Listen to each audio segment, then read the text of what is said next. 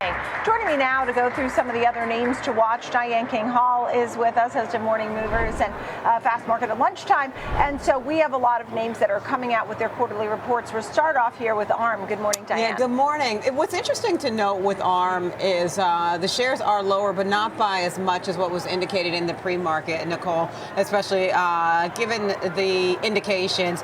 They actually did do better than expected on adjusted EPS. That came in at 43 cents. The street was looking for 41 cents. Revenue came in line with expectations at just about $1.25 billion. It was 1.24 billion. That was exactly what the consensus was for you on there. But again, it is under a little bit of pressure despite this solid earnings beat, and quarterly revenue was actually a record. It's licensing revenue that the street is worried about here. It's a forward-looking measure of future growth here for ARM. That actually missed expectations, so there's concern about smartphone exposure. We know that's something that's been hitting Qualcomm, for instance, today. Makes up for ARM, it makes up about half of its business. There's been some supply constraints that just slow handset production.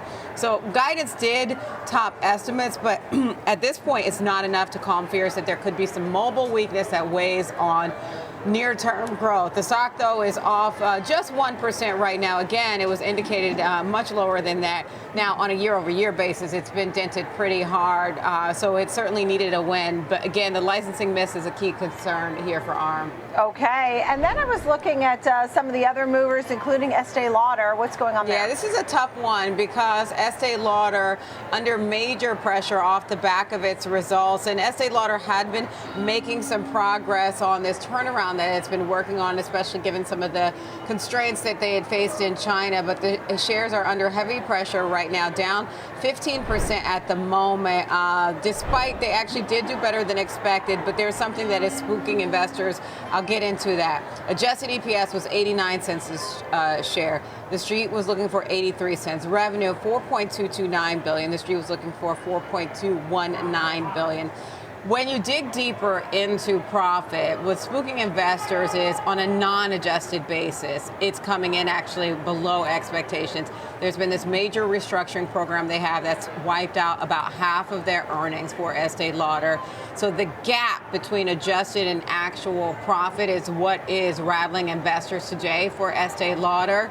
And also there's some tariff pressure that Estee Lauder called out here. It's a fresh headwind for this fiscal year for the company. They say tariff costs alone could shave about $100 million from profits, so they expect operating margins to contract in the next quarter because of tariffs and also increased investment spending, Nicole. All right, so we are seeing the stock. 1 year it's up 42%, yeah. But to your point here, down 17%, a big move. It should be, I mean, remember, I thought it was interesting that Kevin Warsh married into the Lauder family. Yes. Didn't realize that his father-in-law is Ron Lauder and his wife Jane Lauder, who he married in 2002. How about up next, Tapestry? This one has been a clear winner. It was a winner last year. It's adding to its winning streak off the back of its results. So Tapestry, the parent company of Coach, Kate Spade, they had a strong holiday quarter. Consumers were just snapping up the latest Coach bags over there, different Coach products. Coach is the growth engine there.